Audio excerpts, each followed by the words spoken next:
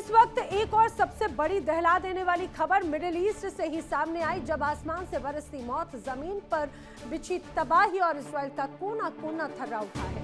Iran और Hezbollah ने मिलकर इजराइल पर अब तक का सबसे बड़ा और घातक ऑपरेशन जो छेड़ दिया है।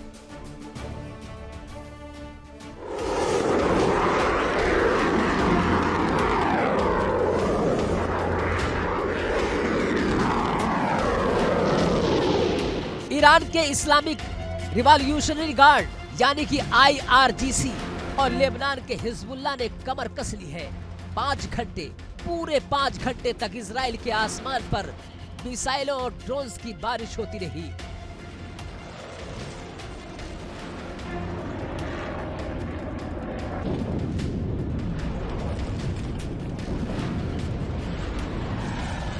रिपोर्ट्स के मुताबिक इजराइल के 50 से ज्यादा सैन्य ठिकानों को निशाना बनाया गया। हाइफा से लेकर तेल अवीव तक सायरन की गूंज से पूरा इजराइल दहल उठा।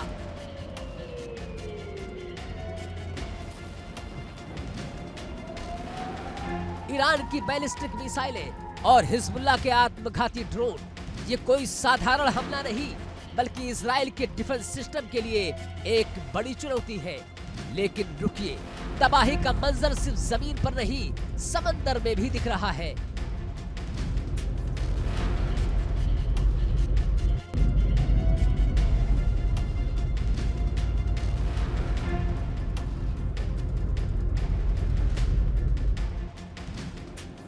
फारस की खाड़ी में 2 ऑयल टैंकरों पर हुए हमले ने दुनिया को हिला कर रख दिया है। एक व्यक्ति की जान जा चुकी है, 38 लोगों को जान बचाकर भागना पड़ा।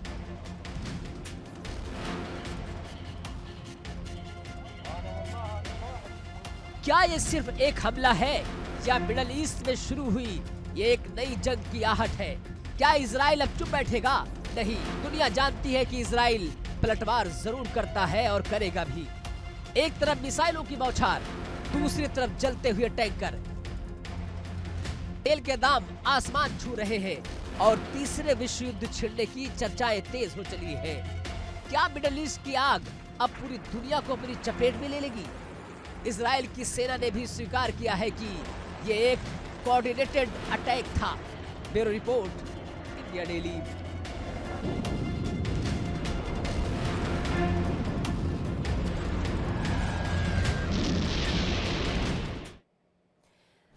ईरान अब इजराइल पर ऐसी मिसाइलों का इस्तेमाल कर रहा है जो हवा में फूटकर अपने क्लस्टर से कई छोटे बम निकालती है।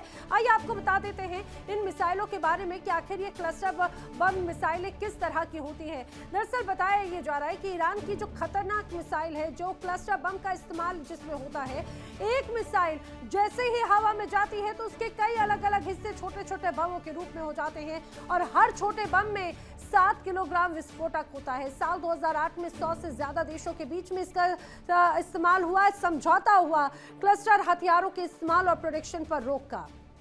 यूएस, इजराइल और ईरान इस समझौते में शामिल नहीं, तो रूस ने यूक्रेन पर दरअसल क्लस्टर बमों का इस्तेमाल भी किया था। चलिए बढ़ेंगे आगे। बड़ी खबर ईरान के परमाणु ठिकानों पर हमले से जुड़ी हुई। ईरान के परमाणु ऊर्जा संगठनों ने पुष्टि की है कि नातांज न्यूक्लियर साइट को एक बार फिर निशाना बनाया गया है।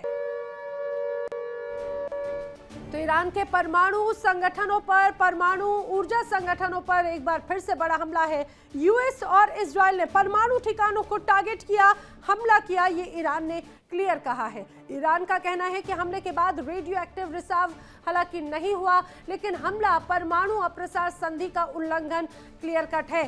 तस्वीरें आप देखिए। दरअसल ये तस्वीरें ईरान के अलग अलग इलाकों की, जो परमाणु संयंत्र हिस्से रखे हैं उन जगहों पर सीधे सीधे टारगेट किया गया था। जानकारी है कि इन इलाकों को टारगेट करते हुए निशाना साधा गया है। तो बड़ी खबर इस समय की ईरान के नातांज परमाणु केंद्र पर हमले से जुड़ी हुई। परमाणु केंद्र पर हमला हुआ और इसके बाद में अब रूस के का भी बयान सामने आ चुका है। ईरान के समर्थन में रूस का बयान आया है। रूस ने कहा है कि अमेरिका और इजराइल का ये हमला अंतरराष्ट्रीय कानून का खुला उल्लंघन है, ये कहना है पुतिन का। रूस की तरफ से क्लियर कट ये मैसेज है, जिस रूप में अब अलग अलग परमाणु नियंत्रण क्षेत्र पर निशाना साधा जा रहा है, इसे एक तरह से अंतर्राष्ट्रीय कानून का उल्लंघन रूस की तरफ से कहा गया। रूस लगातार ईरान का सपोर्ट कर रहा है इस युद्ध में, और यही बात कहीं ना कहीं इजराइल और अमेरिका को खल भी बहुत रही, और एक बार फिर से रूस ईरान के साथ में खड़ा नजर आता है। दुनिया इस वक्त ऐसे मोड़ पर खड़ी है जहां से सिर्फ और सिर्फ तबाही का रास्ता दिख रहा है, लेकिन इस तबाही के बीच में एक मुल्क ऐसा है जिसने दुनिया के सबसे ताकतवर मुल्कों की नींद उड़ा दी। जी, हम बात कर रहे हैं ईरान की, और ईरान ने हॉर्मुज़ जलडमरू मध्य में ऐसी घेराबंदी कर दी कि अमेरिका और इजराइल के दांत खट्टे हो गए। डोनाल्ड ट्रंप धमकियां दे रखे हैं, नेतन्याहू अपनी चालें चल रखे हैं, लेकिन तेहरान के तेवर क्लियर कट मैसेज दे रखे हैं कि इस समंदर के राजा अब भी वही है।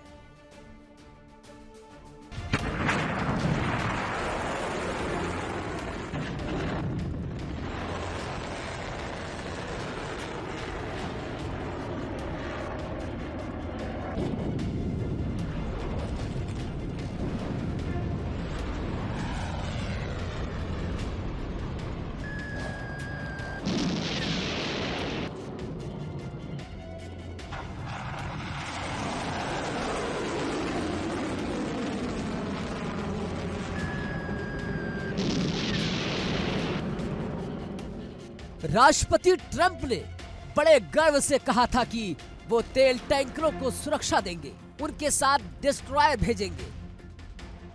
लेकिन ईरानी नौसेना प्रमुख अली रेजा तंगसीरी का पलटवार सुनिए। उन्होंने तंज कसते हुए कहा कि जो टैंकर अमेरिकी जंगी जहाज को साथ लाएगा, उसे सुरक्षा की क्या जरूरत, उसकी जिम्मेदारी तो वही अमेरिकी जहाज उठाएगा।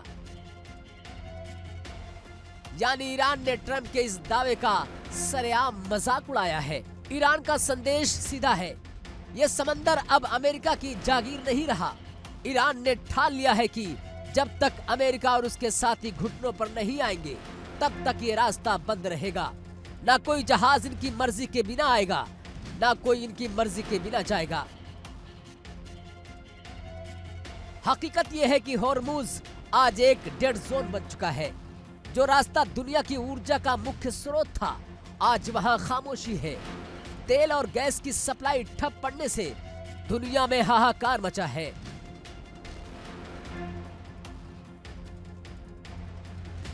देखिए, खाड़ी देशों पर मिसाइल और ड्रोन की बौछार हो रही है।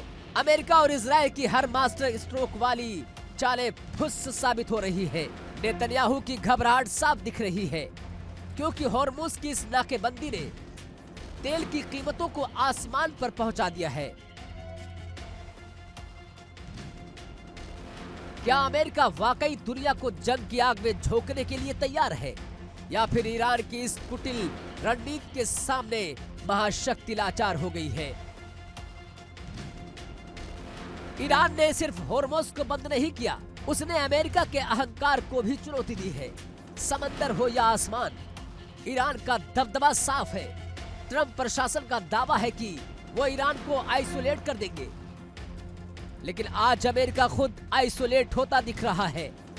अरबों खरबों के जंगी जहाज और एयरक्राफ्ट कैरियर खड़े हैं, लेकिन ईरान की एक मिसाइल के डर से आगे बढ़ने की हिम्मत किसी में नहीं। ये महज जंग नहीं है, ये एक पावर गेम है, जहां ईरान ने अपने धैर्य से सबको मात दे दी है। बड़ा सवाल यह है कि क्या अमेरिका अपने अहंकार के लिए तेल संकट को और गहरा होने देगा, या फिर उसे झुकना पड़ेगा? ईरान पीछे हटने को तैयार नहीं है, और अमेरिका अपनी साख बचाने की लड़ाई लड़ रहा है। समंदर की ये लहरें आने वाले वक्त में किसी बड़े तूफान का संकेत दे रही है।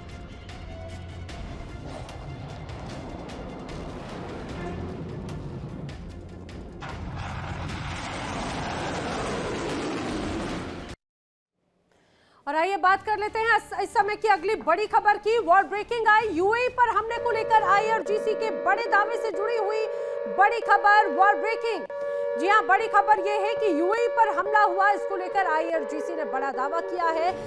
यूएई पर 3 बैलिस्टिक मिसाइलें दागी हैं। इसकी पुष्टि खुद आईआरजीसी की तरफ से की गई है। यूएई पर 8 ड्रोन से अटैक करने की बात भी आईआरजीसी ने कबूल की है। आईआरजीसी ने कहा है कि हां, यूएई पर हमले किए हैं हमने। 3 बैलिस्टिक मिसाइलों से 8 ड्रोनों से दहलाया है यूएई को।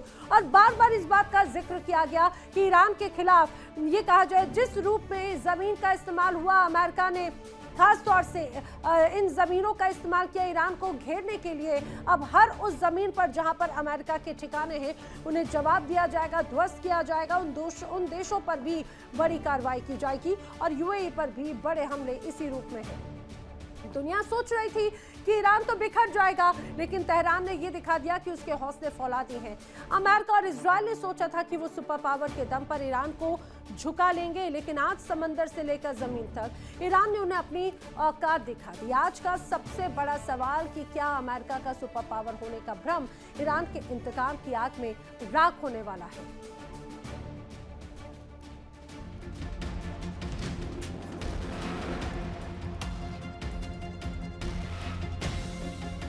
ईरान सिर्फ हॉर्मुज को बंद करके रुका नहीं, उसने डोनाल्ड ट्रंप के दावों को सीधी चुनौती दी है। ट्रंप कह रहे हैं कि वो तेल टैंकरों को रास्ता देंगे, लेकिन ईरान ने साफ कर दिया है कि एक जहाज तो छोड़िए, यहां से 1 लीटर तेल भी बिना हमारी मर्जी के बाहर नहीं जाएगा।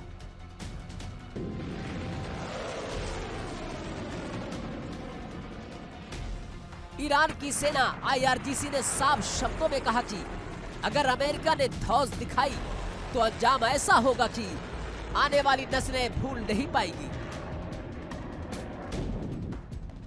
ट्रंप की सुपर पावर वाली धौंस अब बेअसर साबित हो रही है। अमेरिका जो अब तक दुनिया को डरा कर रखता था, आज खुद ईरान के सामने बगले झांकने लगा है।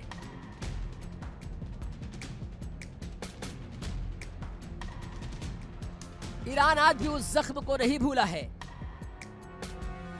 ईरान के रहबर की शहादत, अमेरिका को क्या लगा था कि एक हमले से वो ईरान को खत्म कर देंगे? नहीं, बिल्कुल भी नहीं। उस शहादत ने ईरान के अंदर बदले की ऐसी आग जलाई है जो आज ज्वालामुखी बन चुकी है। नेतन्याहू और उनकी सरकार शायद भूल गई है कि ईरान के पास सिर्फ हथियार नहीं, बल्कि वो जज्बा है जो बंकरों में छिपने से नहीं डरता। आईआरजीसी का संदेश स्पष्ट है कि खून का बदला खून से, और ये कोई खाली धमकी नहीं, ये एक प्रतिशोध है जिसका असर पूरी दुनिया देख रही है। हकीकत ये है कि नेतन्याहू और ट्रंप का गठबंधन पूरी तरह से अहंकार में डूबा हुआ है। हर बार एक मास्टर प्लान लेके आते हैं और हर बार ईरान की रणनीति उसे बटिया बेट कर देती है। हॉर्मुज में अमेरिका के जंगी जहाज खड़े हैं, लेकिन ईरान की गोद यानी कि माइंस और मिसाइलों ने उन्हें वहां से हिलने तक का मौका नहीं दिया। ईरान ने दिखा दिया है कि समंदर का मालिक कौन है, चाहे वो हवाई क्षेत्र हो या समंदर का रास्ता। अब ईरान की मर्जी के बिना परिंदा भी पर नहीं मार सकता। सवाल अब यह है कि क्या अमेरिका और इजराइल अभी भी अपनी धौंस जारी रखेंगे, या उन्हें यह समझ आ गया है कि अब पारा एक ऐसी ताकत से पड़ा है जो झुकने को तैयार नहीं है। ईरान का इंतकाम जारी है और दुनिया सांस थामे इस महाजंग के अगले अध्याय का इंतजार कर रही है। Bureau report, India daily. आइए अब आपको बता देते हैं कि ईरान का मिशन सर्वनाश आखिर क्या है, जिसकी बड़ी तैयारी एक तरह से की गई है। दरअसल दावा यह किया जा रहा है कि ईरान के पास में अंडर वाटर मिसाइलें मौजूद हैं। समझिए, अंडर वाटर मिसाइलों का एक बड़ा शहर इस रूप में मौजूद है। कुछ दिनों में जिस तरह से बताया जा रहा है 100 मीटर प्रति सेकंड पानी के अंदर एक तरह से चलने वाली मिसाइलें हैं